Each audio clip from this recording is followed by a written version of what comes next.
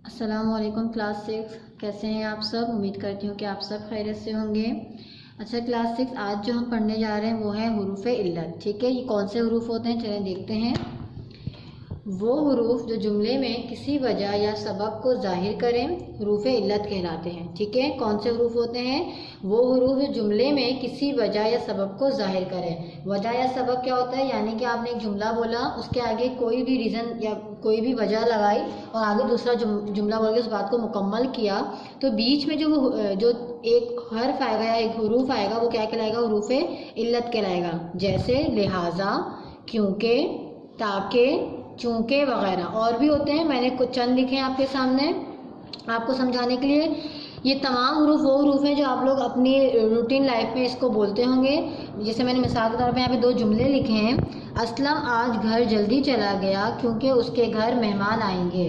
लेकिन यहाँ पे दो जुमले हैं। ठीक है, एक जुमला ये है असलम आज जल्दी घर चला गया, और दूसरा क्या है, उसके घर मेहमान आएंगे।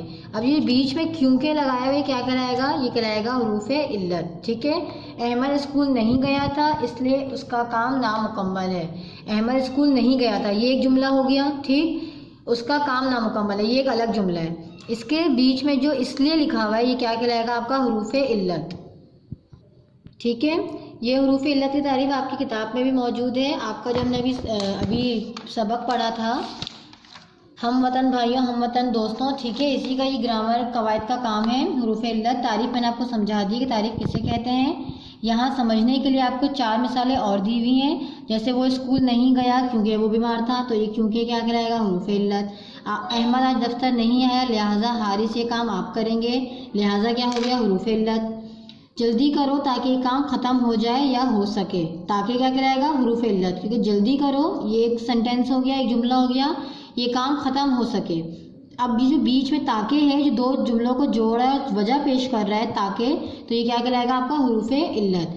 बिल्कुल इसी तरीके से ये आखिरी वाला जुमला देख लें, चूँकि मैं बीमार था इसलिए हाजिर ना हो सका। ठीक है, तो ये सब क्या कहलाएंगे, ये कहलाएंगे आपके हुरूफ़े इल्लत। ये हो गया आपकी डेफिनेशन जो यकीनन आपको समझ आई होगी।